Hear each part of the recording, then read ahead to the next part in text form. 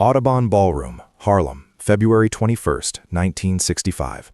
Malcolm X was mid-sentence, his voice a thunderclap calling for black liberation, when three men in the front row stood up in unison. Not to cheer, to kill. Their hands dove into their coats. Malcolm's bodyguards froze. The crowd held its breath. And in that split second before the first shot, a man in the back of the room simply stood up. He didn't pull a gun. He didn't shout. He just leveled his gaze at the lead assassin, and the man's hand, already wrapped around a .45, stopped cold, because he recognized the face in the shadows. Bumpy Johnson. And in the underworld of Harlem, that one look carried more weight than a loaded weapon. The standoff lasted less than 3 seconds. Then the assassins vanished back into the crowd, their mission aborted by a single silent command. But why would 3 hardened killers sent to do the most public hit in history back down from one man? Because Bumpy Johnson wasn't just a man. He was the law of Harlem, and that night, he was about to break every rule to save the voice of a generation. February 1965, Harlem was a powder keg waiting for a spark. Malcolm X had just returned from Mecca, a changed man preaching a new message of racial unity. But his old allies in the Nation of Islam saw him as a traitor. His new friends in the civil rights movement saw him as too radical. The FBI had him under 24-hour surveillance, and on the streets, a contract was whispered in dark corners. $10,000 for his head. Malcolm knew the threat was real. He'd survived 2 firebombings of his house in Queens. His phone rang with death threats at 3 a.m. Yet he refused to cancel his speech at the Audubon Ballroom. "If I die," he told his wife Betty, "let it be in front of my people, speaking the truth." But there was one man Malcolm didn't count on, a man who operated in the gray spaces where the police couldn't go. Ellsworth Bumpy Johnson, the unofficial mayor of Harlem. Bumpy had watched Malcolm's rise from the sidelines. He wasn't a political man, he was a businessman. But he understood power, and he recognized that Malcolm's power, the power of words, of truth, of an unbowed spirit, was more valuable to Harlem than any numbers racket.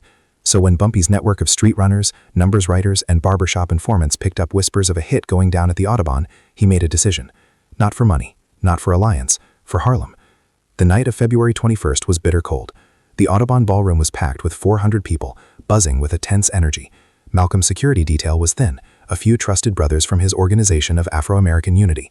The NYPD, suspiciously, had pulled their usual patrols from the block. Upstairs in his office, Malcolm was calm, polishing his glasses. Downstairs in the crowd, the 3 assassins took their seats in the front row. They were professionals: Talmadge Dayer, Thomas 15X Johnson, Norman 3X Butler. They had a clean line of sight, a planned escape route through the kitchen, and orders to make it messy, public, a message. What they didn't plan on was the man in the back, leaning against the wall near the fire exit. Bumpy wore a dark overcoat over a gray suit, no hat. His hands were in his pockets. He'd come alone. He'd told no one, not his wife, not his drivers. This was off the books. As Malcolm took the stage to roaring applause, Bumpy's eyes never scanned the crowd. They were fixed on the 3 men in the first row. He'd seen their type before, the too still posture, the eyes that darted not in excitement, but in calculation, the way their coats bulged in the wrong places.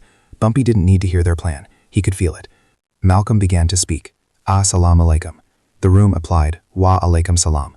His voice was fiery, talking about the political oppression of black people worldwide. The 3 men in front shifted in their seats. Bumpy saw the lead one, Hare, glanced at his watch. Then at the other 2. A nod, almost imperceptible.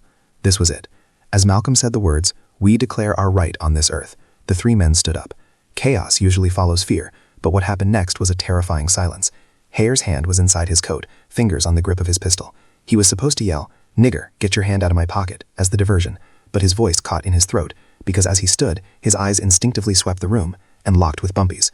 Bumpy didn't glare, didn't snarl. His expression was flat, calm, almost bored, but his eyes were like 2 black holes, pulling all the oxygen out of the room.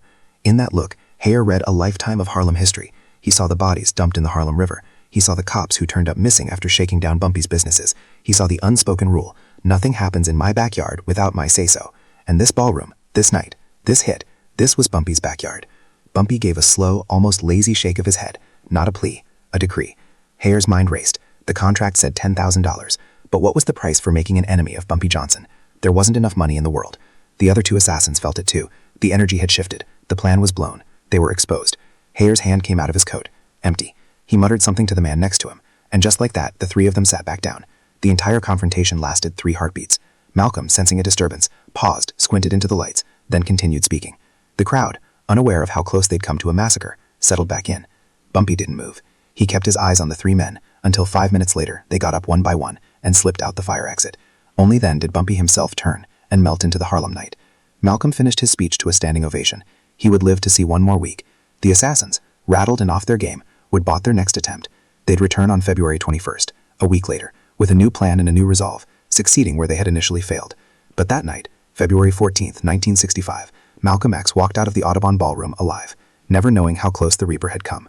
Bumpy never spoke of it. When the news broke a week later of Malcolm's assassination, people close to Bumpy said he locked himself in his office for an entire day. He didn't take calls, he didn't see anyone. The legend of the interruption slowly filtered through Harlem's grapevine, the story of how the mobster saved the minister with a look. Some called it a myth, but Talmadge Hare, decades later from prison, would confess to a fellow inmate the real reason they aborted the first hit. "We saw the Godfather in the back. We knew if we pulled them triggers with him watching, we'd never make it out of Harlem alive, not even to jail." Bumpy's intervention bought Malcolm 7 more days. 7 days to see his family. 7 days to give more speeches. 7 days to cement a legacy that would outlive them all. It wasn't a permanent salvation, but in a world where black lives were cheap, it was a king spending his most valuable currency, fear, to buy a prophet a little more time. That night at the Audubon became a ghost story in Harlem, not because of what happened, but because of what almost did. It showed that even in the darkest corners of the struggle, there were unexpected guardians. Bumpy Johnson, the gangster, understood something the politicians and preachers often missed. Sometimes, the power to protect your people doesn't come from a badge or a Bible. It comes from respect. And in Harlem, respect was a currency Bumpy had spent a lifetime accumulating. He cashed it all in on one cold February night, for one man's right to keep speaking. If this story of silent power and unexpected allegiance hit home, hit that subscribe button. Share this with someone who needs to know that sometimes salvation comes from the most unlikely places.